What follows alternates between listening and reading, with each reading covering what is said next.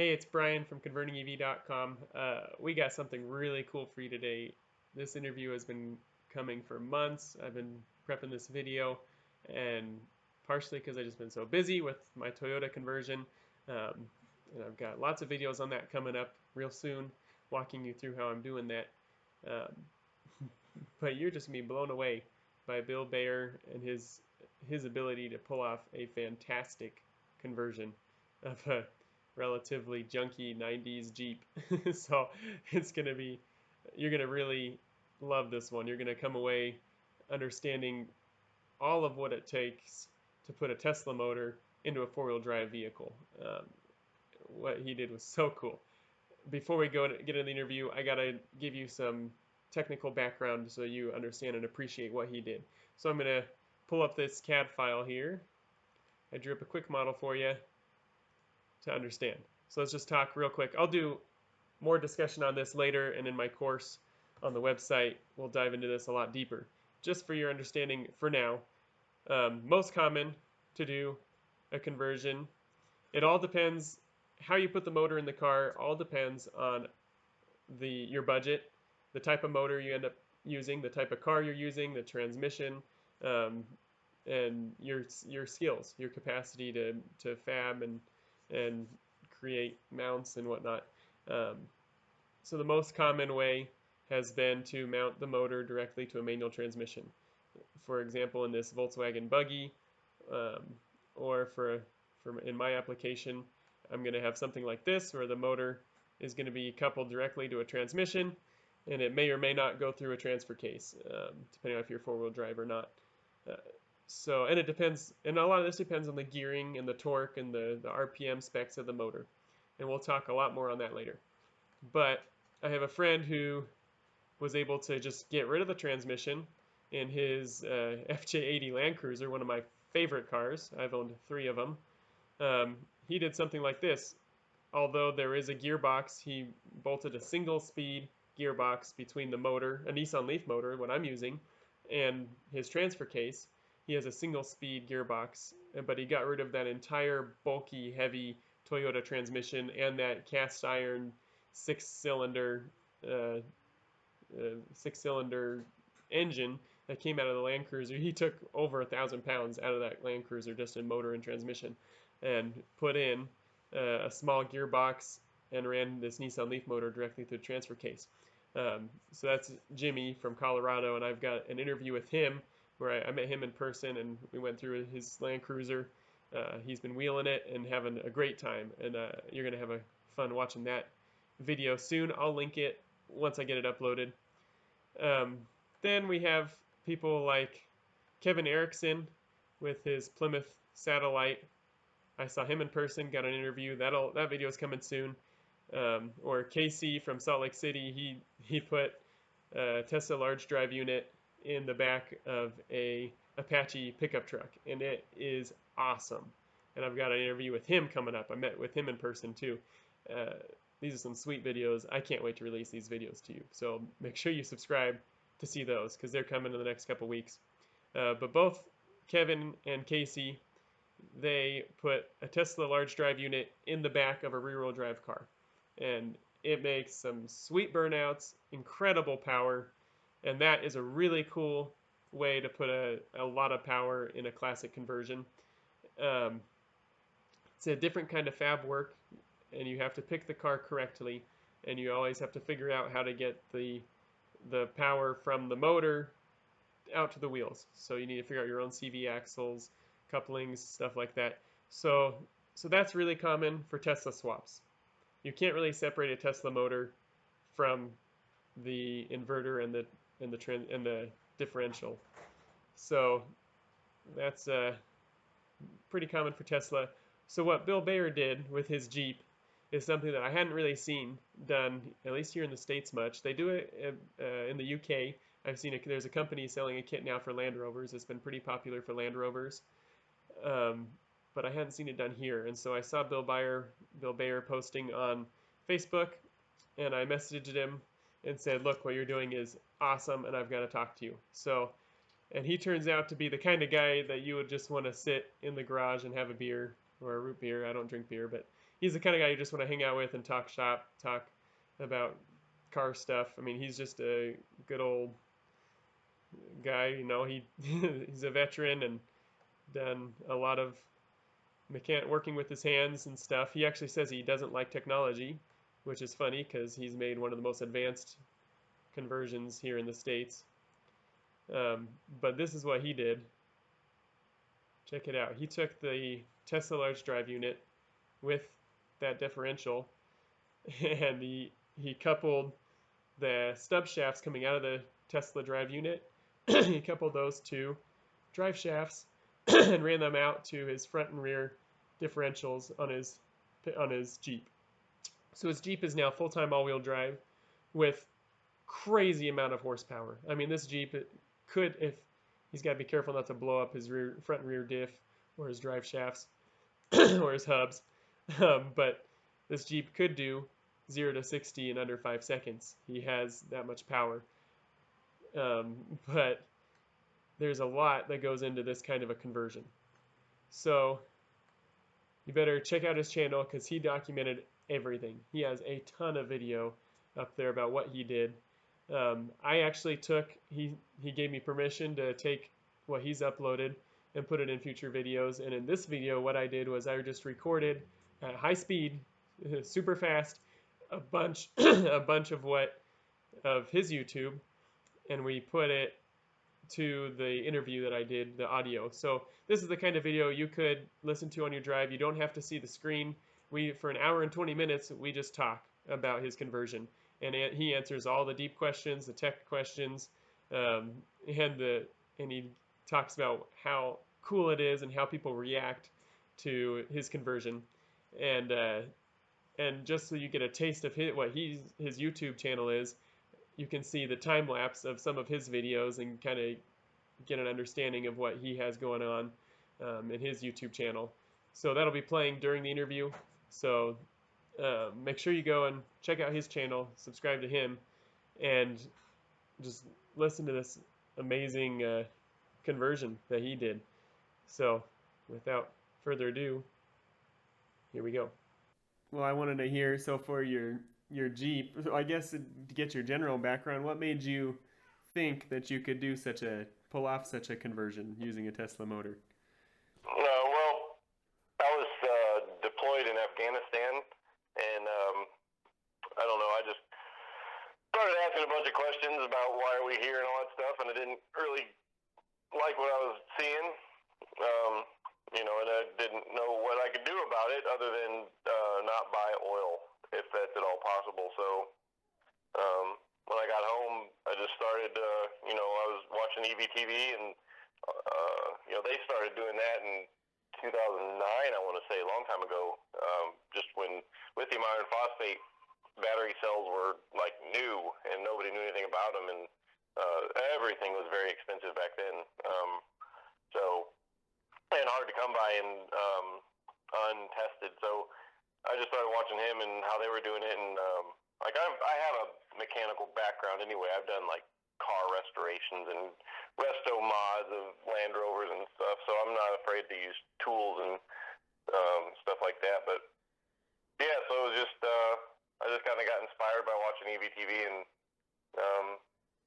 that's it. That's why I did it. Just because it's kind of like a big old middle finger to the big oil is the reason. I like it. That's awesome. So you started with what kind of builds did you start with? The first build is one of the first videos on YouTube is that little Brocon, that little two-wheel drive motorcycle. Yeah, I see that. Yeah, that was 8 years ago, it says. Yeah. So that was the first thing I did. I just used lithium iron phosphate 60 amp hour cells, 48 volt, 56 volt, it's 16 series. Mm-hmm. And that was just to kind of get my feet wet, kind of get used to, or get an idea of what goes on, because anything from a 48 volt build like that up to a 400 volt Jeep is fundamentally the same thing. It's all the same parts, just different scale and expense. But so that's what I did. And I did that little conversion, and then I moved on. When I was stationed in Alaska, I bought this old 1992 Ford Ranger purposely because I wanted to do a conversion on it. But it was such a good truck. Like, you know, it didn't run particularly good, but it was a good truck to have around. I hated the idea of taking it apart and doing a conversion to it. So that's why I started doing the Mazda. But whenever that sort of didn't pan out, then it was like, well, I guess the Ranger it is. So that's the one I did. And yeah, it was really good. It was a really good build. It used HP EVS motor, 144 volt lithium iron phosphate battery pack, and yeah, it was fabulous. And I drove that for, I guess I did that conversion then in 2009 or. Were there any other influential helpers as far as online? Like, was there any other YouTubers or anyone that got you going and helped you? No, not really. At that time when I was doing that, there was a whole lot of misinformation about electric vehicles. Like Tesla was just, starting, and there was a lot of this debate about whether to use to BMS or not to BMS. Yeah. So there wasn't a lot of good knowledge. There was a lot of people typing themselves smart, if you will. Who were probably just talking based on their lead acid golf cart experience. Exactly. Yeah. And to a certain extent, there's still a bit of that. Even on the EV conversions group, people recommend, you should just, someone will say, hey, I want to do a Suburban or something like that, and somebody will chime in like, well, just put some wheel motors on there. And like, there's no wheel motors. Yeah, like, why are you suggesting to do hub motors? Yeah. Why did you suggest that? There's not hub motors. Or they'll put a link to the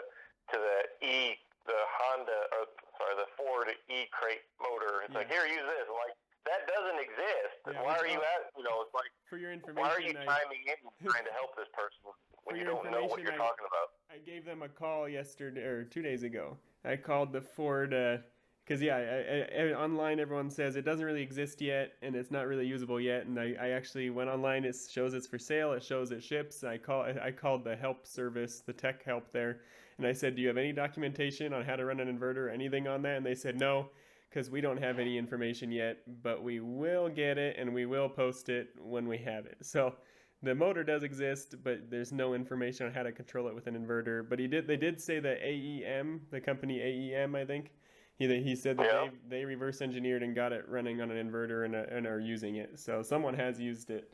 That's the first I've heard. But yeah, it's totally just marketing right now for the most part. Yeah. Well, that's good information. I didn't know that. Yeah, but so your Jeep is your most recent build. You put probably the most time and money into that build so far out of anything, right? Yeah, for sure. But there have been other builds since the Ranger too, though. Once I got out of the military, I moved to Cape Girardeau. That's where EVTV is, and I worked there for a year and a half with Jack, and we built that yellow Doka. I don't know if you've seen the Doka. Smoka Doka is what you look for on YouTube. Oh, I'll search it. It's not on your channel, but I'll search it and see what I find. Yeah, it's like 15 second. It's just basically me backing out of the shop and doing a burnout with this thing. So it's this 1992 Volkswagen Transporter, sort of like a van again, but with a truck. Yeah. The truck again, and we put a Tesla drive unit in it, and I think that was the second certainly the second YouTube conversion with a Tesla drive unit. EVTV, Jack Rickard had reverse engineered the Tesla drive units. There was another crew. They did a Lotus Esprit or a Lotus. What the hell was it? They did some kind of a Lotus. It wasn't an Esprit, but anyway, they did that, and I think that was actually the first. They beat us by a few weeks by just finishing it. But anyway, that was my first Tesla conversion, and then I did a couple other cars while I was there, and then moved out here to Tennessee, and that's when I did the lawn tractor, and I'm still working on the lawn tractor. In fact, today, I've been working on it today. In fact, like, because these things are never really done. You just, do little upgrades here and there. So, and yeah, the Jeep is by far the most expensive thing I've ever done. Let's get a quick rundown on some of the components you use for the Jeep. So it's a Tesla large drive unit with the built-in inverter and everything, but what do you use in other main components? EV controls is the controller for it. This is actually controller version 2. The first one, I got all these Tesla parts, the batteries and the motor from Stealth EV, but I don't recommend them. They are not good at tech support at all. It's just not good. I have not come across anybody who's dealt with them and had positive results. But anyway, so they didn't have any documentation on their controller, so I went to do some adjustments on some of the settings, and it ended up blowing the inverter, ended up shortening the inverter out internally. I saw those videos. I didn't see how you fixed it, though. What did you end up doing? Yeah, I ended up just getting a whole new drive unit and getting the EV controls controller, and that's fantastic. It is really, really good. It actually it maintains the original Tesla control board inside the inverter instead of swapping it out for a open source one. Yeah. So that's nice because like really, really smart engineers sat down and they determined what the field weakening of this motor should be, and all the other hundreds of different parameters. Like they know what these things should be, and I don't know that. So best to use what they do. So their controller, is it just CAN bus to the Tesla control board then, or? Yep. Okay. There's only a few inputs from their controller into the there's the throttle. The throttle is directly into the inverter, and oh really? The throttle goes directly into the inverter, and I think there's a brake. Is a brake going to the inverter? I can't exactly remember, but there's only a handful of like 2 or 3 external controls that go directly into the inverter. Otherwise, everything goes into that controller, and that controller determines, it's in CAN messages to the inverter to tell it, what to do or whatever. But it also controls your brake lights coming on and your reverse lights and any instrumentation you have, and then you use it to get data. I've got an EVIC display in the dashboard, and I use that controller to give me RPM and kilowatts and all that other stuff. What was the display again? EVIC, EVIC, Electric Vehicle Interface Console or something like that. Andromeda is the name of the company if you look that up online, Andromeda. But EVIC is the display. And it's just like a 7-inch. Yeah, it looks good. I see it on one of your videos there. It looks nice. Yeah, I mean, it is nice, but it's $750. Yeah. So, and it's, it's okay. But it's not open source, and, it's semi configurable, but, in theory, it has, outputs. It has, you can use has internal relays or whatever that you can control something with, but in practice it doesn't, and you can't access that stuff. And it's good and it's pretty, but I think there are probably better solutions for that. Especially if you're savvy at coding and can do some open source stuff, I'm sure. Yeah, well, and I'm not either of those. So, in fact, I don't even like electronics. I don't even like technology, oddly enough. But that's funny that you made a full electric Jeep and you don't like electronics. That's encouraging for people who also are not into electronics. Yeah, no, I mean, I was one of the really, really late bloomers with a smartphone. I've only had it for about a year, so I just don't care for this stuff, and it. But yeah, and EVs are just cool because I'm just a kind of a car guy gear thing, and this is just sort of an evolution of car guy stuff. Like I always tell people that with EV EV conversions were kind of like in the 20s of hot rodding, like 1920s of hot rodding, when cars were kind of new, and guys were even earlier than 1920s. And guys were like stealing the supercharger off of a Cummins diesel, two-stroke Cummins diesel, and like putting it on top of their 350 and then hitting the salt flats just to see what happens, And it's like, that's kind of where we're at now. Like we've got all these new components, like that controller I was telling you about. It's not exactly tested and it's not particularly well documented. So there are a lot of trial and error, and it's very expensive. The regulations and laws have not caught up either. I mean, they don't really know what to do with some of these things. How do you do emissions, and how do you do all kinds of stuff with their insurance on some of these people have trouble with, but it's a weird time. It's fun to be at the front of it. Yeah, well, I'm lucky that my state doesn't. Well, at least my part of the state doesn't do any kind of inspection at all. Yeah, me too. So I don't have to. I mean, I don't even have it registered as an electric Jeep. Like I didn't. As far as they're concerned, it's 2.5 liter. And I didn't tell the insurance company that it's got $50,000 worth of electronic parts in it, because they'd be like, "We're not going to insure that. Are you crazy?" So it's just got basic liability on it. So if anything were to happen, I'd just be out. But I have the same strategy. I say that, but the Ranger that I had, I drove it, several years while we lived in Tennessee up until about a year ago. Where I work is sort of at the top of a hill, and the parking brake on the Ranger wasn't very good, so it just like rolled down the hill into a tree, and it and it totaled it out, but it only totaled the truck out. I still got all the components out, so even if something happened to the Jeep, unless it catches on fire, I can take all the, which would be terrible. I can take all the stuff of it out and put it in something else. So it's not, it's not really a loss of $50,000. It's just the loss of a vehicle. Yeah, and the components that you have are pretty rugged. I mean, the Tesla motor doesn't have much maintenance required.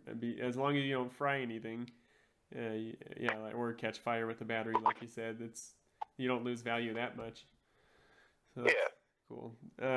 What was some of your hardest technical? Well, I guess some of the components still. So for power steering, did you use a Prius electric power steering column, or what did you use? Yeah, I used a Prius. Prius was actually version 2. The first thing I tried to do was with an MR2 electric hydraulic steering. Okay. Yeah, what was your opinion between the two of those? What did you like better, and why? Well, the MR2 was a no-go, because since I don't have CAN hacking abilities, that pump is controlled via CAN, or it's either on or off. Now it'll be on or off based on like one wire that comes in, so you can turn the pump on or off. If you don't have CAN, you can't tell it how fast you're going, or how much boost it should give you, or when you're stopped in traffic, or when you're above 15 miles an hour, something like that. So I had to try and do all that not mechanically, but electronically. So I had a switch, like a little micro switch on the steering rack. So whenever it turned, it would either open or close that micro switch, and it would send an open or close signal to this little programmable relay thing that I had that would turn the pump on. But it wouldn't keep the pump on for more than like 15 minutes if it didn't receive any more inputs from that micro switch. And I also had an inductive RPM sensor, like that they use in race cars for shift lights or whatever. And I had that also going to this relay. So at any time above 500 RPM or something, it would send an on or an off to that relay and turn the pump on. It's pretty good for someone who doesn't like electronics. It's not bad. It didn't work. It didn't work. It didn't work at all. It was a disaster. It was so no, it didn't. And so I mean, it was it didn't work, because there was like a delay for that pump. It wasn't like you send the command to go on and the pump's like, okay, I'm on. It's like, here's the command to go on. The pump's like, all right, come on. So like you're struggling with the steering wheel until there it is. Now I got it. But so it was horrible. So yeah, the Prius is fabulous. It's really, really good. It's so good. Now, are you using the stock steering box, or did you have to swap in a manual older Jeep steering box? No, it's the stock power. It's the stock So power just steering. no hydraulic Gear. in it. You're just running the shaft from the steering column down to it. Yep. So yeah, it goes from the steering wheel into the Prius thing and straight down into the power steering box. It's amazing that like a Prius motor would be that strong. I don't, Yeah. that car weighs 3,000 pounds or maybe, and it's got really skinny tires. And I mean, God, why would they make a power steering system that's strong enough to turn the tires of a 4,600 pound Jeep with 31-inch, 10.5-inch wide tires? That's crazy that it works. Yeah, well, and it's a CAN bus controlled as well, and it's set to higher than it should be for most operating conditions, right? Yeah, but it's not CAN control. I have it just hardwired. Yeah, you're right, but I think it does have a CAN input that would dial it down from what it is on the default when you just power it up. So it's a little higher than it would be on the Prius normally, right? Yeah, for sure. But I mean, they didn't have to make it that powerful. They could have saved some money by not making it half as strong. But hey, I'm glad they did. Yeah, that's what I'm going to be putting in. I considered the hydraulic pump from a Volvo or something similar, but everyone who has one doesn't seem to like them, and everyone who has the Prius seems to love it. So I'm definitely going that route. And they're easy to find and very cheap. I pulled one out of the scrapyard for $40 a month ago.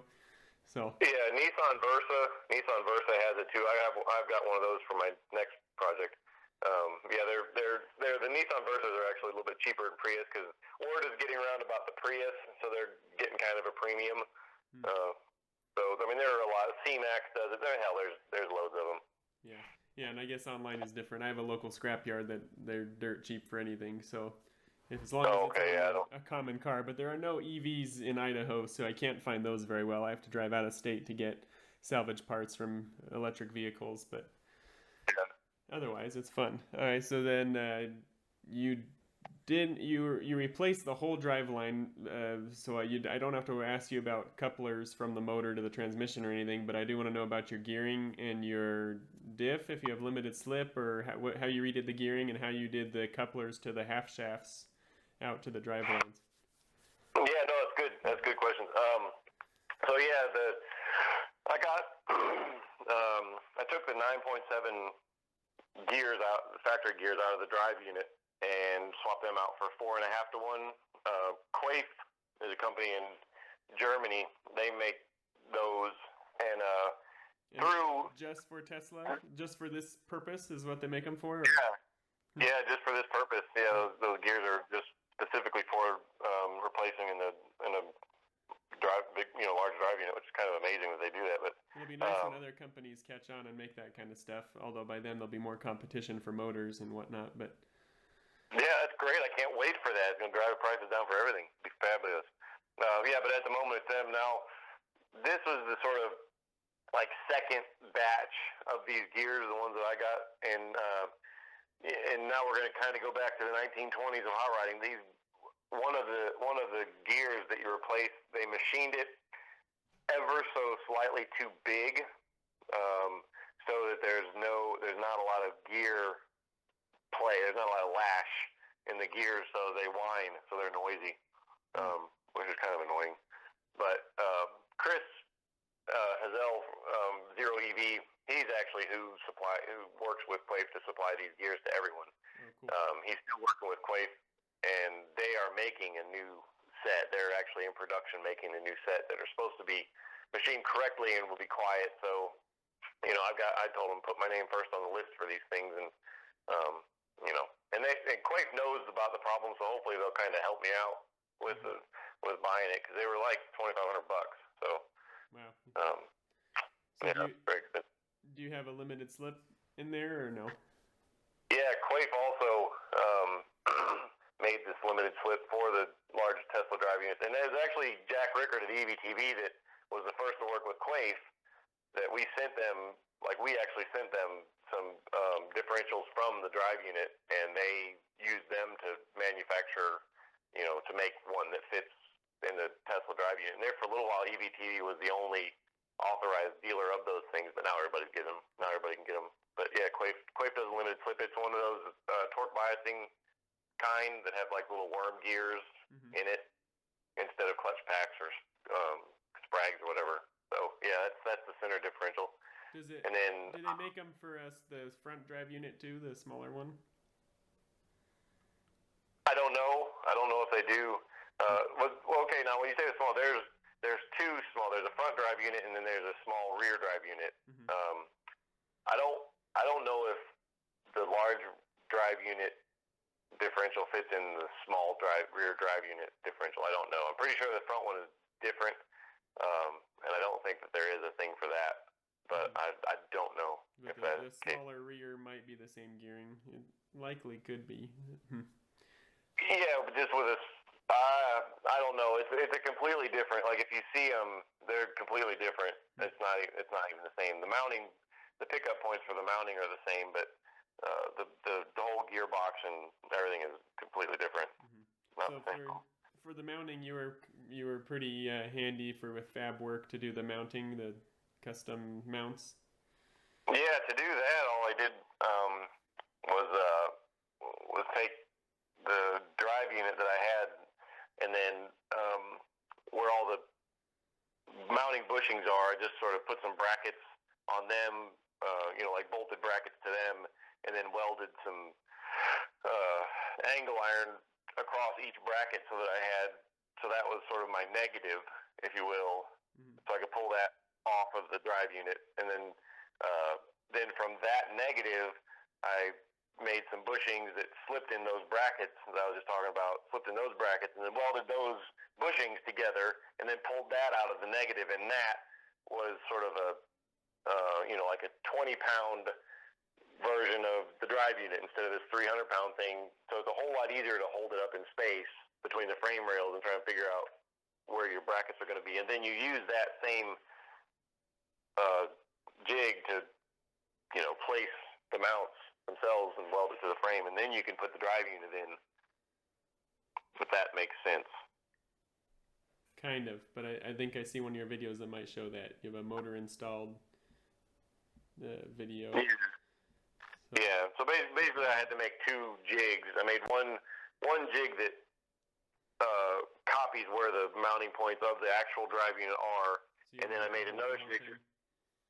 Yeah, and then I made another jig that fits inside of that, and then I could use the second jig as, a 3D thing that I can hold in the frame and hold it up with wires or whatever and place all the mounts and, weld them in place. So, but yeah, that's how that went down. And then as for the output shafts from the drive unit to the drive shafts, there's a guy up in Canada. He's just a buddy of mine. He did the custom stub shafts for the Doka. He did those for us at EVTV, and we just stayed in contact, stayed friends, and he did the ones for the Jeep for me. But he's not in the business of doing those, so no name dropping here. Yeah. But there are people doing that though, right? I mean, I think I've seen businesses making that. Yeah, I mean they must be. Land Rover Tesla. Land Rover converted with Tesla drive units are very popular in England. Yeah. EV conversion. The new kit that's out. Yeah, that looks awesome. Yeah, it's amazing. Yeah, and it looks like their drive shafts have like just plugged straight into the drive unit. I don't know how they did that. But yeah, it just plugs straight into the drive unit. There's not it doesn't bolt to a stub shaft like what I did, which is, that's kind of cool. But it is kind of cool, but it's not kind of cool because if you ever have to take the drive shaft out, it's much more difficult to yank a stub shaft out of the drive unit than just to unbolt it from a flange. So, but yeah, so that's how that. And then I had custom drive shafts made. A company called Tom Wood drive shafts. They make lots of Jeep custom drive shafts for, rock crawlers and all that stuff. Yeah, that's who did my drive shafts. So I guess the only other technical question before I get to a couple other short ones is the brakes. Did you do a vacuum pump or did you have a eye booster, or what do you got for the brakes? Yeah, vacuum pump. Yep. And it does all right? does okay. It as far as functioning of the brakes, it does fine. I mean, it does. It's perfect. You'd never know. It's I mean, vacuum is vacuum, but the problem is that all my HVAC blend doors for the heater and air conditioning, if I had air conditioning, all those blend doors have vacuum motors on them, and there's a whenever you slide the little slider to go from defrost to feed or whatever, it's got a little selector, a little vacuum selector in there, and all that stuff leaks. They all leak a certain amount of vacuum out of the car. With an internal combustion, it doesn't matter. Who cares? But it matters a lot if you have a pump that kicks on every single time the vacuum drops, below. I got a little switch, a little vacuum switch. So, whenever you stop the vehicle, turn it off for a while, that vacuum drains. So when you come in and turn it on, the pump sits there and runs for 15 or 20 seconds, and it's just kind of annoying. And then when you're sitting in traffic, it just burp. And do you have a reservoir on it, or just the pump to the booster? The reservoir. I've never really understood why people put reservoirs on a electric vacuum assist system, because maybe it reduces the number of cycles, say, per hour. It might, instead of being like 50 cycles per hour or something, it might reduce it to 20 or 15 or something like that. But when it does come on, it comes on for like 2 or 3 times longer. You know what I mean? Yeah. So the annoyance isn't that it's kicking on. The annoyance is when it's on for like a long time. I think you were the one who answered. I think I asked that on the page, and I think you gave me this exact answer about the on Facebook. Yeah. So it's just whatever is most annoying to you. If you're just annoyed by or every so yeah, I don't do the vacuum booster, and it doesn't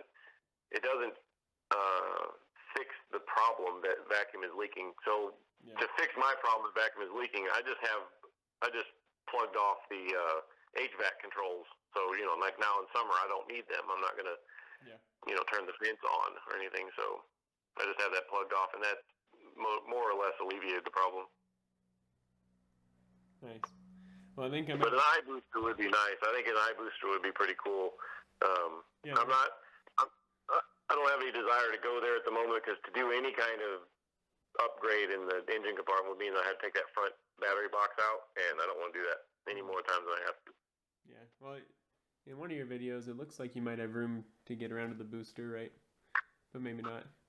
But yeah, the eye booster does look awesome. There's some people who have hacked them to show you how to control them pretty easily, it looks like. I'm excited to try one someday soon, but for now I'm just going to use the vacuum pump because that's really cheap and easy. So yeah, for sure. My next road going build will have an iBoost pump. We'll have an electric pump in it for sure, or electric power steering. By the way, they're cheapest if you search for them out of a Chevy Malibu, hybrid Malibu on eBay. They seem way cheaper than out of a Tesla, and it's the same part. So. Oh wow! Oh, that's interesting. I didn't know that. Or a Chevy Volt. The second-gen Chevy Volts have one too, and they're also much cheaper than Tesla, with the same part.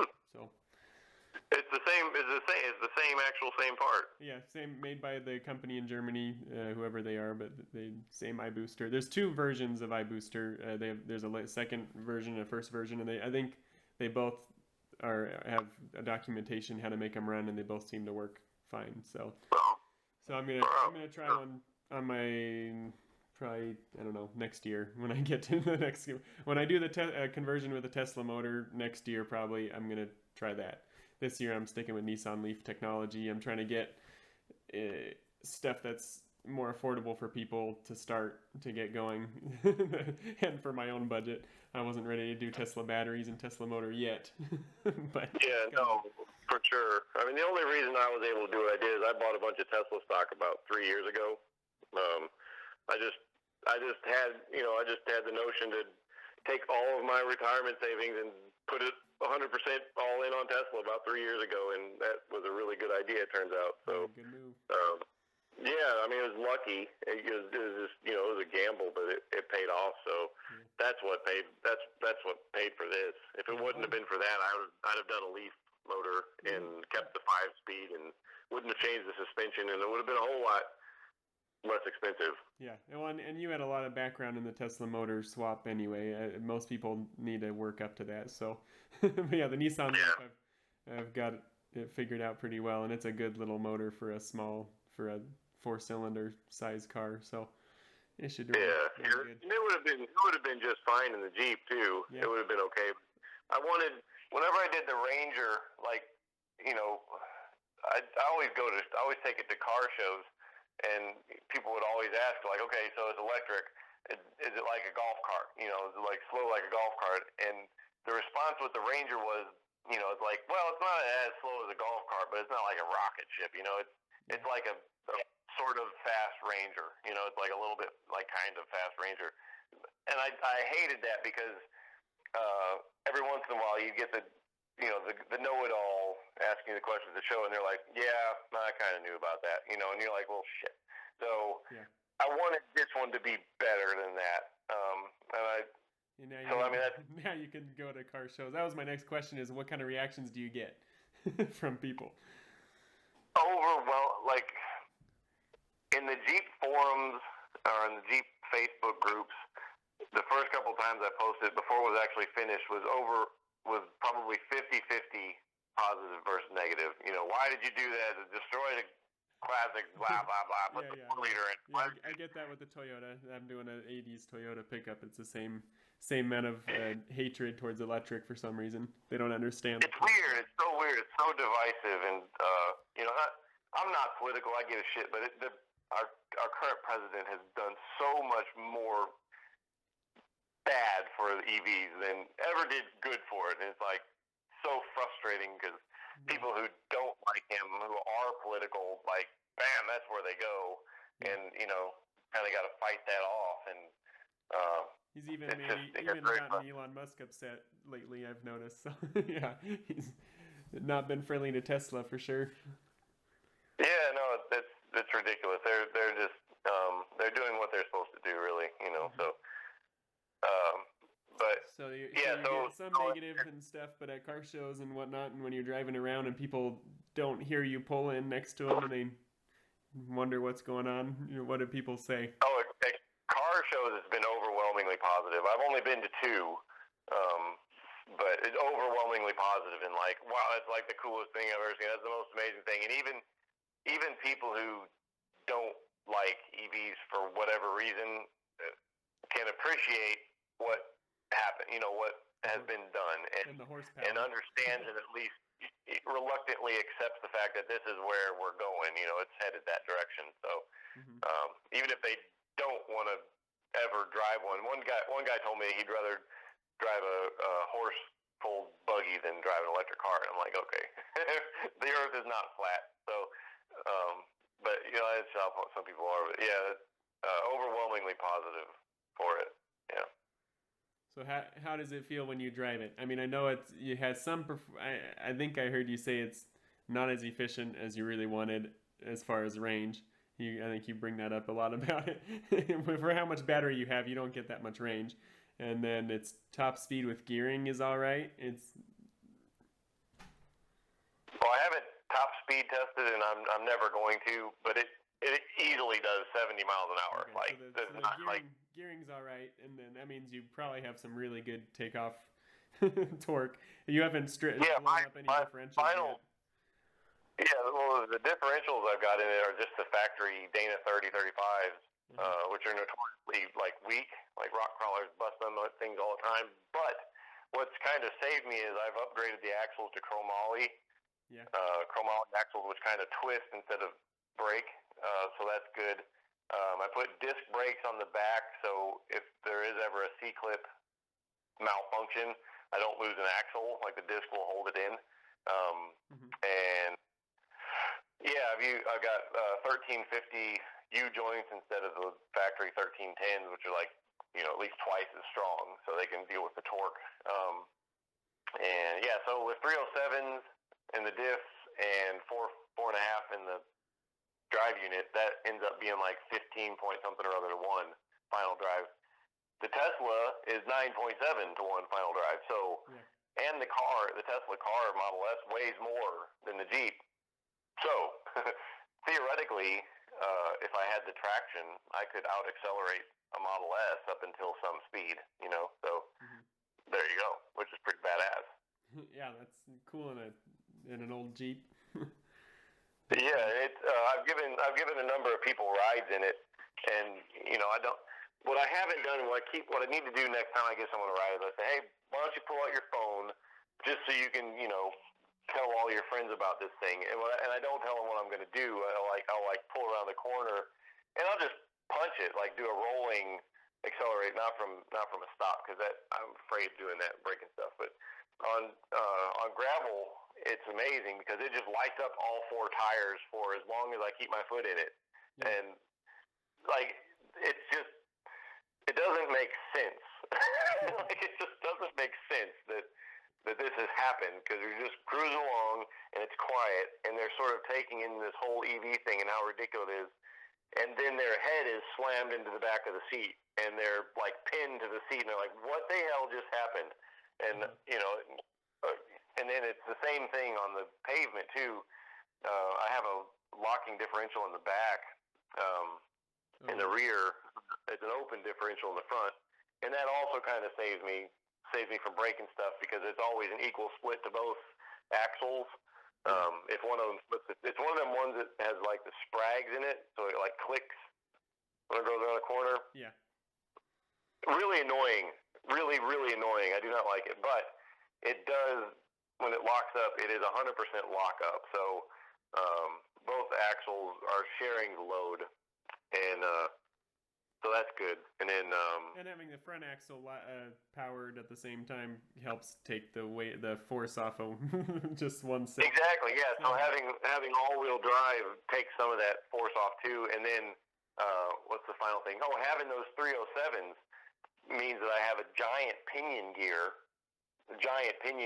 with, you know, the normal size ring gear, but the pinion gear has more gears in mesh, like more gears touching at any given time than like 488s or something like that, which is what always breaks. So like with a 488, you got this itty bitty like 9-tooth pinion gear touching this giant 40 tooth or whatever it is. So you only have like 1.5 teeth at any given time, so it's under a lot more stress. So all those things are keeping everything alive whenever I, you know, do basically three-wheel burnouts on pavement. Because what will happen is when I give it acceleration, it'll like twist the frame, so like the left front tire tries to come up off the ground. I have a lot of suspension travel, so the tire is not going to come off the ground, but it is being unloaded, that's for sure. That's fun. Yeah, it is. It's really neat. Well, you need to do more videos of the riding and driving it. I don't think I've seen any. Well, I've seen a couple of of you driving it around, but they're just like test runs. Have you done any of those flooring it videos yet? I really, really need to. The last show I was at last weekend, I kind of left early, and as I was pulling out of town, like the speed limit opens up to 55 or whatever, so I kind of accelerated to that, and I discovered I forgot to put my hood latches. I saw that. Yeah, your hood's cracked your windshield, huh? Yeah. I'm getting her windshield replaced Friday, and I don't know what I'll do about the hood. But next month, was it the 17th or 13th or something like that of June? There's a big Jeep Jam sort of thing at a Loretta Lynn park here in town, or here in Tennessee. But so I'm not going to be doing any crazy. I'm not going to be doing that anymore, because I want this thing working to be functioning when I go to the Jeep Jam.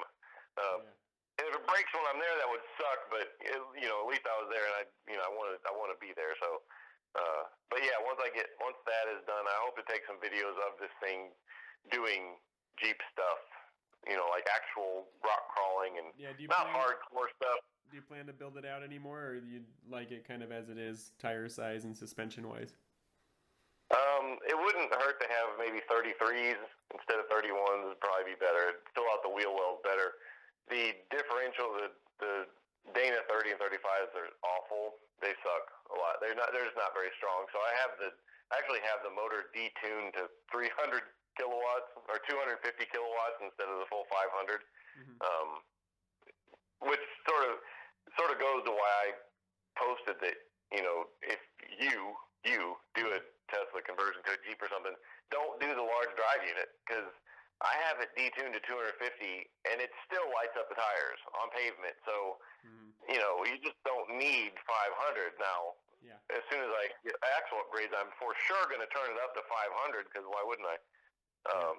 But the problem with that is any sort of Jeep upgrade axles like G2s or you know, Terraflex or whatever, they all do like either Dana 44s or even Dana 60 custom differentials that are made for Jeep applications, but you can't get the tall gears for it. You can get like 373s or lower, and that just ends up with a ridiculous final drive ratio that, you know, unless you get to 35 or higher size tires could make up for it. If you put 40s on it, that'd probably equal out, right?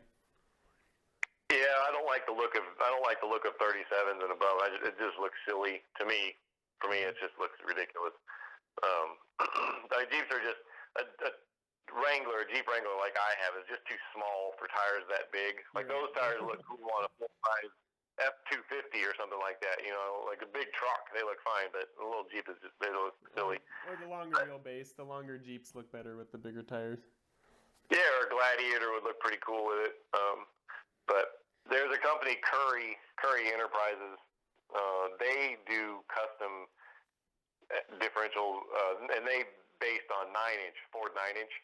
Yeah. And that works out pretty good because you can get, you know, 3.0 to 1 gears or even taller than that, I think. And I could put an 8.8 Ford 8.8 out of a Explorer. I could put that in the rear, and you know, I may end up doing that because those Curry axles are really expensive, like $4,000 a piece or something stupid. And to be honest, I'm sick of spending money on this damn thing. Like, I've spent a lot of money on it, and you know, I just hate to throw another $8,000 or $10,000 at it. Now I'm going to have to get a paint job because when I get a new hood, it's going to be yellow or something. You know, it's going to be. So you put total of you threw out like 50,000 so far. Is that a good estimate? Yeah, I've got roughly 50,000 in the conversion. So like the battery. Why'd you pick kind of a relatively dumpy old Jeep? I mean, it's still a nice Jeep, but why did you pick that vehicle and not something else? Because I'm dumb. I know better.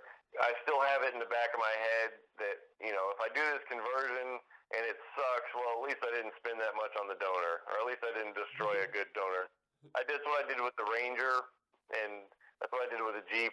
And you know, it's easier to spend $5,000 on a dumpy looking donor than it is to spend $10,000 on a really, really nice one and then take it apart and start welding on it and scratch the paint. You know, it's a mental thing, and I tell people to do it, but I don't have the willpower to do it myself. I understand that. I mean, I think there's a lot of appeal to I think there's a lot of people that would almost prefer in their mind your Jeep over some of the nicer cars that are converted out there. But on the paper and the math, it doesn't make sense to put that much into an old Jeep. But no, it doesn't. No, and you don't save any money by using an old one, because if I wanted to get a paint job, it's going to be $4,000, maybe $5,000. Well, hell, for $10,000, I could have had one that's got a nice paint job on it. Yeah. You know, so. And the interior would have been nicer, and the seats I wouldn't have had to get reupholstered, and the dashboard wouldn't have been all moldy because they left the doors off of it when it was raining. You know, it's like it doesn't make sense. You can't, you know, it's much. But the best thing I think a person could do, and what I hope my next thing is find like a classic whatever. I want an old pickup truck, but that has been restored, you know, or at least, you know, made to look nice, and somebody put some real money into it and is selling it at a loss, because that's what people who restore stuff do. If they sell it, they're selling it at a loss. But, you know, take advantage of that. And what I'd like to do is get like a little Ford Courier like what you have. I love those, or an older Toyota or something like that.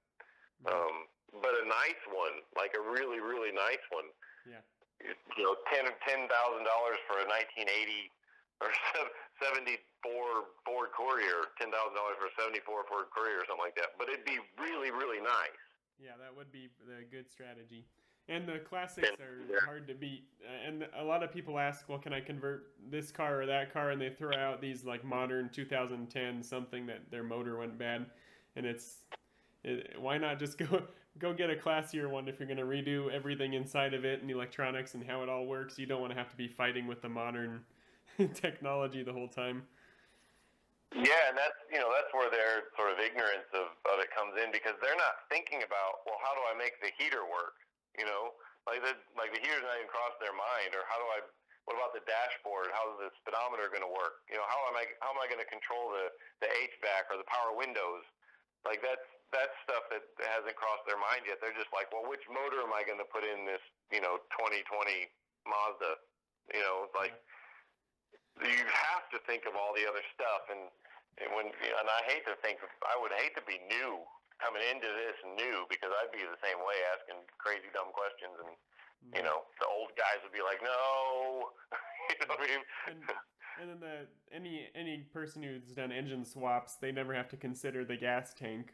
Like the gas tank just feeds it doesn't care what engine, but when you have a battery, you need to have the voltage and the amount of power it can produce and the size and shape and weight all figured out, and then the BMS and all that is very complex to a newcomer. Yeah, for sure. And you can't just go to Summit Racing and get a programmer for your fuel injection. Like, this stuff is hard to come by. Yeah. So what's your future with EV conversions? Because it seems like, I don't know, old Toyota guys, when they have one, they tend to collect them and they get a ton of them and they keep building them and they have addictions to them. And it seems like electric vehicle conversion guys are the same way. I assume you're addicted to it and you're going to be doing more, right? Oh, yeah. I mean, it's silly, but I'm not like brand specific, and I don't even care about Jeeps all that much. In fact, Jeeps are stupid. Like, I don't even like Jeeps, and I never owned one, and I wish that I had, because if I had, I wouldn't have done this one, because it's just dumb. It's like, it's painfully inefficient. Like, it's horrible how inefficient it is. It's a 90 kilowatt hour pack in that thing, and I'd be thrilled to get 150 miles on it when it's summertime. In the winter, my Courier gets 60 miles on a 15 kilowatt hour pack, so I'm getting that's because my motor is only a 35 horsepower it's an old series wound motor, but not power hungry like yours. Well, no, you're absolutely not correct. You're not correct with that at all, and that's kind of what people don't understand. Like, if you had a Tesla motor, your Courier would get the exact same watt hours per mile. It wouldn't know the difference, like, because your watt hours per mile is determined by your aerodynamics and your rolling resistance. Well, what about how you step on the gas?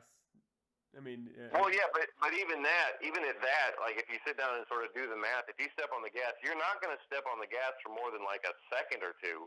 Mm-hmm. Maybe if you did a quarter-mile run, you'd step on it for 9 seconds or 10 seconds. But normally, when you're on the road, you don't have your foot in it for very long at all, because like, you'll be going too fast, or you'll be lighting up the tires, which will get you in trouble. So. You don't typically do it. You drive the same no matter how much potential kilowatts your motor can put out. How much is the weight affecting that then too? Because I know my Courier's probably lighter. It's probably just barely 3,000 pounds. Yeah, I mean, the weight affects it in that it affects your rolling resistance. If you got, if I had 195s on my Jeep, it would have less rolling resistance than 10.5-inch wide tires on the Jeep. You know what I mean? And the weight would be the same, but the rolling resistance would be less. So the weight has an effect in that it uses more energy to accelerate to a certain speed. But the real killer is aerodynamics. That's what murders them. Like, my Jeep, if it was configured like this with its either the 4-cylinder or the 6, would get about 10 miles a gallon. Yeah. I mean, that's worse than a U-Haul truck. Like, and I know this for a fact because we just had a U-Haul truck not too long ago, and it got 12 miles a gallon, and it was a V10 gas. Like, what? So if I put all these same components in a 12-foot U-Haul truck, it'd get more watt hours per mile than mine does. Like, it's crazy, or less watt hours per mile. But yeah. So and it doesn't make sense. But I'll tell you how I learned this. I learned this firsthand with that little lawnmower that I've got.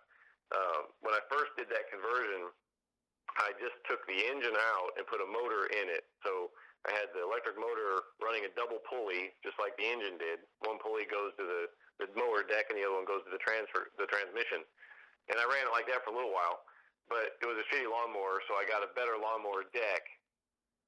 Took the motor and coupled it directly to the transmission, and then took a second motor and put it on the mower deck that I pulled behind me. Mm-hmm. And it cut the grass in the exact same time and used the exact same amount of energy.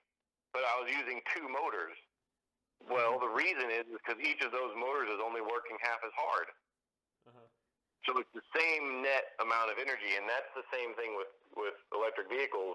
If you've got like my Jeep takes 30 kilowatts to go 55 miles an hour, and it would take 30 kilowatts if I had a 30 kilowatt motor or a 500 kilowatt motor. It would still take 30 kilowatts. Yeah, that makes sense. So, and I guess I was instinctively thinking I can't drive the Courier very aggressively, so I was just assuming that you're driving it harder and faster than I could possibly get the Courier up to. Yeah. No, and what I would like to do is get a Courier or one of those old Datsuns, just an old pickup. I want a pickup truck again, and I'd like to put a Model 3 motor in the back. The Datsun or the Courier or an 80s Toyota pickup with all those get around 20 mile per gallon gas, and they're all barely over 2,000 pound trucks, and they all have great suspension for battery weight. So I think those are great platforms. I like them. Yeah. And then the weight does play an effect because you need a bigger motor if you want to accelerate faster, and who doesn't want to accelerate faster?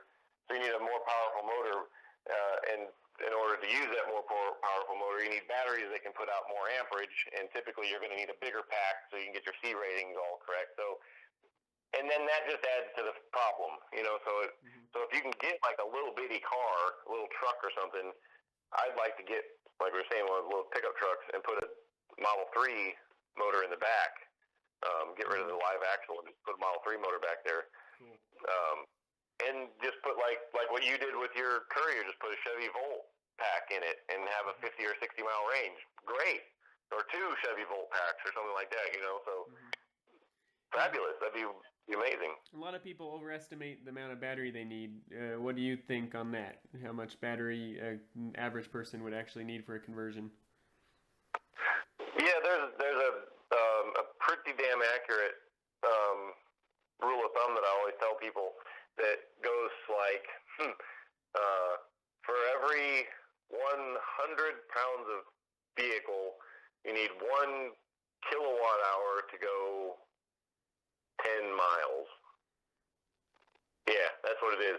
So every 100 pounds of vehicle, you need 1 kilowatt hour to go 10 miles. So if you've got a 3,000 pound vehicle, you need 30 kilowatts to go 100 miles. You'd have to kind of write it down to make it make sense. But and that holds very true, like, with anything. So if you've got a 2,000 pound car to go 100 miles, you need about 20 kilowatt hours.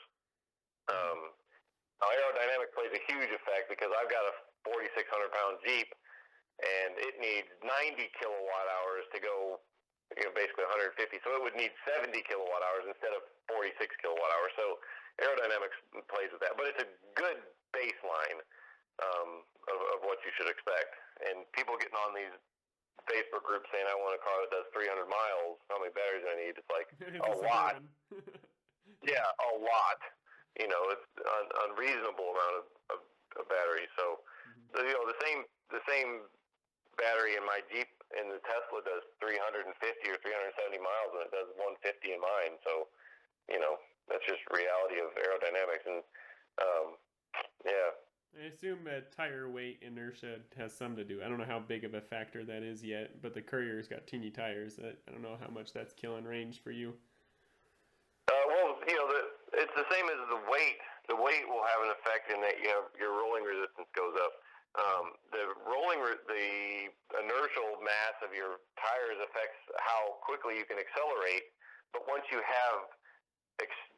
used the energy to get you to speed, aerodynamics is what's murdering you.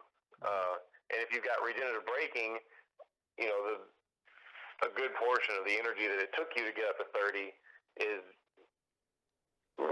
taken back in through regen braking. You'll have, my Jeep will have more regen braking from 60 miles an hour than a 2,000-pound Courier will from 60 miles an hour. But it took me more energy to get there. So they kind of average out, if you follow me. Mm-hmm. Yeah. Okay. So,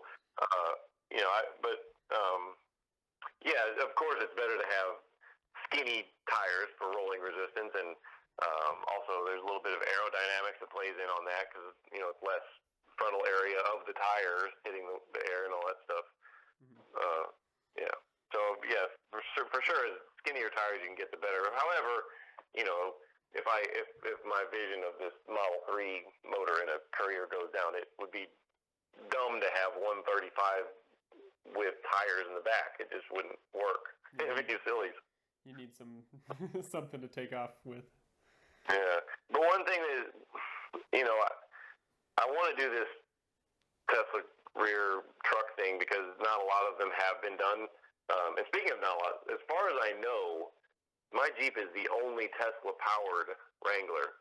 Like, there are Jeeps with Tesla batteries. Yeah, I've seen other electric Jeeps, but I haven't seen anyone do what you've done with the Tesla motor in a Jeep yet. I know that, like you said, the Land Rovers are extremely common. I think I've seen a Land Cruiser done. Yep. But, yeah, there's not a lot who have done it that way. I don't. Yeah. Yeah, as far as I know, this is the only Jeep, so that's pretty cool. But I haven't seen a lot of Model 3 Couriers or anything like that. But there's something to be said for keeping it simple, for sure. Like my Ranger was fabulous. Like, I loved it. It didn't it had a very, very simple cooling system. It had a Curtis controller with liquid cooling that had a chill plate. So it was just a very, very simple, cooling system on it. The batteries weren't cooled. I didn't have a BMS. It was just very simple. And there's something very, at least to me, charming about that. And as soon as you start putting, Volt batteries or Tesla batteries, now you have to add a cooling system for that. So you have to have coolant pumps for that, and you should probably have a radiator for that. And well, since you've got that, you might as well heat them. So now you got to have a heater for it, which I don't in the Jeep. Although I do have one, I just don't install it. Do you ever get below 40 degrees too very long in Tennessee? Oh yeah. Oh hell yeah. Below 40, absolutely, yeah. The whole winter time, I never get above 40. I can't drive the Courier in the winter here yet. I haven't set up a heating system, but yeah, it's below zero for a good couple months. So you can definitely drive it. You just can't charge it. But here's the thing. Well, it does. The Volt battery degrades faster if it's below freezing. You don't get as much life out of it. It doesn't last as long, and then it does cause a degradation to start happening quicker. Yeah, and then that's the case with any battery at all. Yeah. But it doesn't mean you can't drive. The Jeep battery. I got a 20-mile drive from work, so 40-mile round trip. But if I started at work and the batteries, were below freezing, 0 Celsius when I left, by the time I get home, they were 8 or 9, 10, 12 degrees or something like that, which means I can plug it in and charge it. Yeah. It's not the ideal temperature, and there may be some degradation, but I don't care. Mm-hmm. So, these batteries are going to outlast this Jeep for sure. Mm-hmm. So I don't get 3,000 charge cycles. Maybe I get 2,500. Okay, that's okay. It really is okay. Mm-hmm. So I don't get too wrapped around the axle about that stuff. I got a buddy, Kevin Erickson. He's got that satellite that he put the large drive unit in the back of it on the satellite. It's really, really phenomenal silver car. But he won't drive it until his batteries are 10 Celsius, 50 degrees Fahrenheit, for the reasons you're saying. So he just has the thing plugged in or not, and he's using the battery to heat the batteries. You know what I mean? It's like, I don't know. That just for Rexburg winter, for Idaho winters, I'm gonna actually put in a little diesel tank and a little tiny diesel heater and run it through the heater core of the car and have that blow into the cab to heat the cab, but at the same time cycle the coolant through the heater core to heat the battery up to just to get it above 30, hopefully, when I'm all winter long. But then I'm not burning battery. I'm using diesel, but it's pretty efficient for heating. So. Yeah, and I've heard people say that, and I tell them to not do that because when you take this thing to a car show, you know, they see a diesel and they get mad at that. Yeah. Yeah, like this is an electric car, but you're gonna put diesel in it too. Like, I don't know. For me anyway, that's kind of like, you know, one step forward, two. I don't know. Well, I can't heat the cab. It's just too cold here. I can't heat the cab without losing all my range. I can heat it. I can heat it off my house AC power, I guess, before I leave. But then when I try to come back from work, it's too cold. I can't defrost the windshield. So I might try something electric in the Toyota, but for the Courier, I think I haven't installed it yet, but that's what I'm gonna try out. Yeah. Cold is a problem. Cold is definitely a problem, and we don't get Idaho cold here. We rarely get below zero. I mean, very, very rare. Even wind chill never really get below zero here. So, you know, it usually hovers at worst case around 20. You know, maybe 30. Like, it's not that cold here. So yeah, that's reasonable. I mean, your battery, once you start running, it'll heat itself up enough from that. But yeah, some part times of the winter is a little too much here. But anyway, so you are going to keep converting. What else did I want to check with you on? Thanks for letting me pick your brain. That was great. So your plans are just to keep converting, and that's it. Yeah, no, the most recent thing I've been working on, like I was telling you, I was working on a little lawnmower today. So this, I'll be posting another video of it. So the lawnmower runs off of two Chevy Volt modules, so 48 volts or 49 volts, charged 49 volts. So it runs off two of those, but I've got a power, an Anderson connector, a big Anderson connector out the back. So my lawnmower, I just plug the Anderson connector up to it, and I've got a contactor, and I flip the switch, and the lawnmower comes on. And it runs off of a 5 kilowatt permanent magnet DC, you know, the DC motor, brush DC motor. And so what I've come up with is a way to use a 2-inch receiver hitch, and I've got the motor mounted to the receiver, not the receiver, the opposite, the male part of the receiver hitch.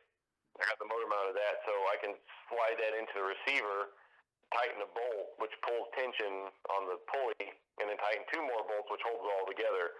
And then I can loosen all that stuff, take it out, put it on my wood chipper. I've got another receiver hitch on that. Do the same thing, tighten the pulley, take it out of that, put it on my tiller. It's got a pulley also. And then today and yesterday, I just got finished with a pressure washer. I took the engine off of a pressure washer, and I'll take the pulley off of the motor and slide the motor shaft directly into the pressure washer pump.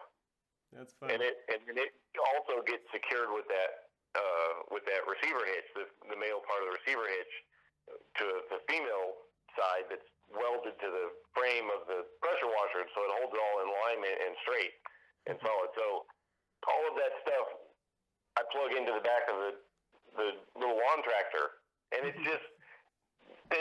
fabulous. I love it so much.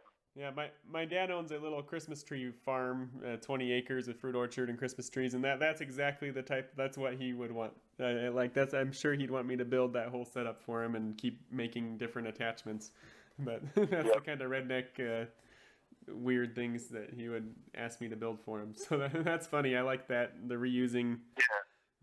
That's cool. And the cool thing is too, you know, one of the biggest arguments for people who just don't know about electric vehicles is that they can't drive 300, 400 miles, you know, and it's a silly argument just because they don't really understand how they drive. But ignoring how silly that is, everybody could use an electric riding lawnmower.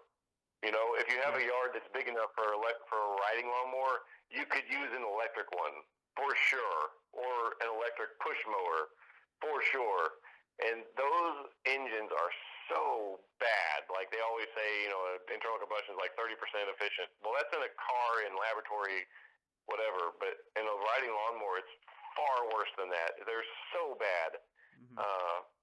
One of my videos, I had a gas-powered Husqvarna hydrostatic riding lawnmower, and I cut the grass. I cut my grass. It takes an hour to cut the grass with that hydrostatic Husqvarna. Well, it takes an hour to do it with my electric one also.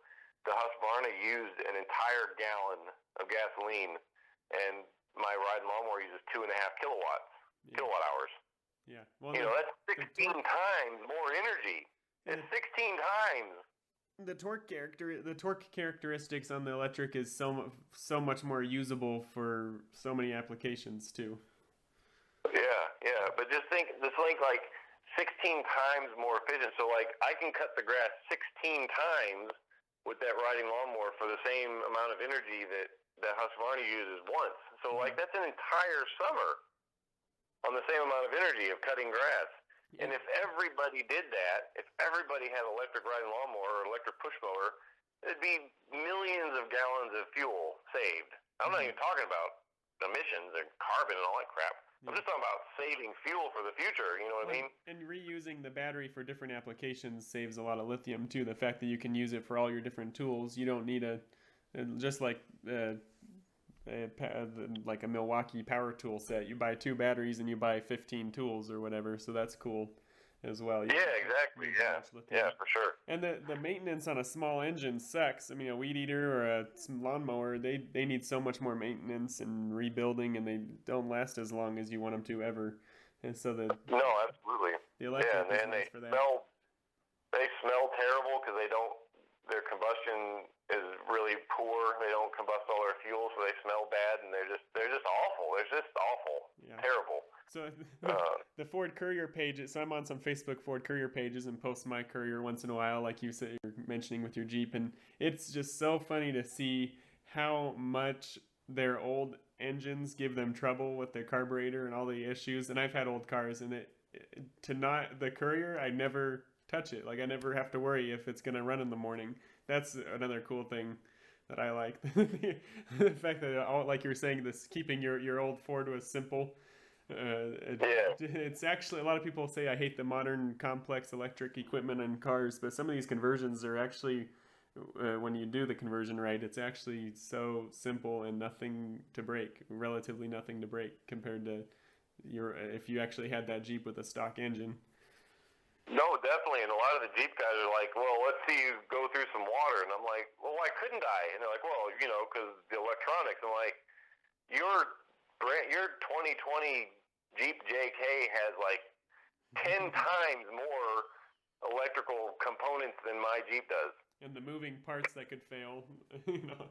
Yeah, like you have an O2 sensor, and you have a throttle position sensor, you have a map sensor, you have a mass flow sensor probably, you have coolant. I mean, you have all these sensors. I have a rotor position sensor, an encoder. That's it. Yeah.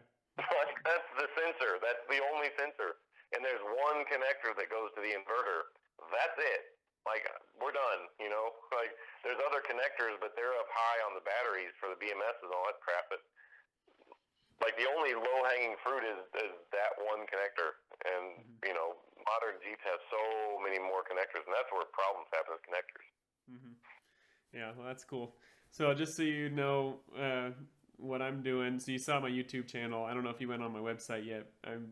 I still work full-time and have 5 very little kids, so I don't get as much time as I want to do this stuff, but I'm trying to get, a blog up where I can start sharing general information with mostly targeted at beginners, but I want to have some more of advanced topics in there as well. But it's mostly for people who they have some car they like and they decide they want to convert, and which is probably a bad idea with whatever car they have, and they start searching. I want to try and have information free for them. And then I also have another half of the site, courses.convertingev.com, and there I'm trying to do like straight walkthroughs for people where they like I do all the hard work for them, and then they can just like walk through with me where I show them where to buy the parts, how to talk to the machine shop, where to all the different sources, and talk them through the options they would do. And for now, I'm targeting kind of the 4x4 world because that's what I have as a Toyota, and I grew up in some of the rock crawling world. So that's kind of where I'm starting. But because you have a Jeep, I definitely want to feature your Jeep a lot because that's the 4x4 people, most of them are Jeep. So I'm glad I got to talk to you and see what yours is and how you did it, and the especially with the Tesla motor sideways like that is really cool layout that I want to help people understand can be done. It's one of the technical challenges. How do you get the motor to go to the wheels? So yeah, sure. Yep. Well, I strongly encourage anyone, like every single person that asks, "Hey, I want to put something." I always tell them to do a riding lawnmower because it's cheap, and it's fundamentally the exact same as doing a much larger thing.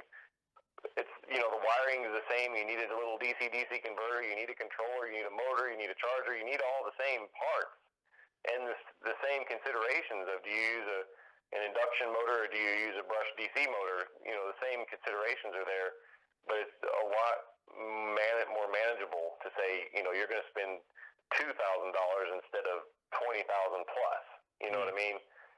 And you're still going to end up with something very, very useful and something you can be proud of. And you can even take the damn things to car shows. So I always tell people to do lawnmowers. So the pickup I'm doing, I have all the parts bought. I got everything. I'm pretty sure I have almost everything except for random wires and connectors, but I've got everything for under $7,000, including the car was given to me because it was my wife's that she crashed. But yeah, wow. Leaf motor, leaf inverter, the BMS, and it's a Thunderstruck BMS unit with the touch screen and the controller for the inverter, and the battery was only $1,800 from a salvage yard. So everything is mostly salvage yard off carpart.com. So I'm trying to help people understand you can do actually a really decent, reliable, modern technology, good motor, better than stock engine performance for not a lot. I mean, you don't have to put 50,000. 50,000 makes an awesome car, but under 20 for sure. I should be done in under 10,000 for sure by the time I get it, just accounting for trouble. But anyway, wow, I want to take that class. I want to go to that one. So that's what I'm trying to. The follow along with the Toyota one is where I'm gonna not explain theory that much. I'm just gonna show people this is what I bought, this is where I bought it, this is how I'm putting it in the car. And if you have a car that's got a manual transmission, you're gonna do this same kind of coupler, and you're gonna go to the machine shop, and this is what you tell them, and then you're gonna order this from the laser cutters for your engine, or show them how to make the adapter plates and stuff. So I'm trying to help a totally beginner get there and show them how to source the parts for. I don't think everyone's going to get the deal. I just had a really good salvage yard 4 hours away that I drove to and drove back. But but I do think California and other big cities, you can really find these parts for a similar cost that I got them for. So that's kind of cool. I'm trying to get that as my first introduction course. And then next year I want to do some classes on Tesla motor doing what you did. Stuff like that. It's a little bigger, and I actually live next door to a university, and there's tons of engineering students that all want projects to work on, and I'm tight with the electrical engineering faculty and the students because I attended there, so I have a ton of young labor that want something to do, so that helps too. So I'm excited to get that going. It's just finding time. That's the problem. Yeah, right. Yeah. So. Cool. Well, it was really great to meet you, and it's awesome how open you've been about how you did it all. It's really nice to find, especially in the U.S., to find someone that knows.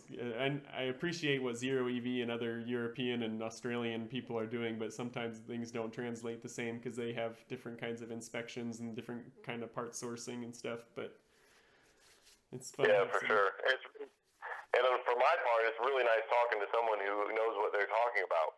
Like, because nobody around here knows a damn thing about electric cars at all. Same with Idaho. Like, yeah. Yeah, there's one guy with a Model 3. There's another guy that has a Leaf, but I don't ever see those guys. So everybody else knows nothing about this. So it's really kind of nice and refreshing to talk to someone. When I say DC-DC converter, I don't have to explain what that is. Yeah, So, when you gotta say it's the alternator, they get confused. Yeah, and Yeah. I agree. When I call Thunder, I don't know if you've ever used Thunderstruck EV, but if you haven't, they are awesome. They're in California, but they're my favorite parts supplier, and they have engineering team that's developing their own BMS control modules and stuff. I could have engineering students make me some controllers for the Leaf. There's enough out there to do that, but the Thunderstruck's been working with me actually. They have a module that's the CAN bus controller module that controls their BMS units for my Nissan Leaf, for the Leaf, remember the Chevy Volt batteries. It controls all the Volt battery BMS units, but then they also, when I was talking to them, I said, well, I'm going to be using the Chevy Volt DC-DC converter because it's cheap, and I'm going to be using a Chevy Volt charger because it's cheap. And they said, well, we've been working on that, and we could put it into the same controller as the BMS controller. And I was like, that'd be awesome. And they're like, yeah, we'll do it. And they did it within a few weeks, and they sent me one.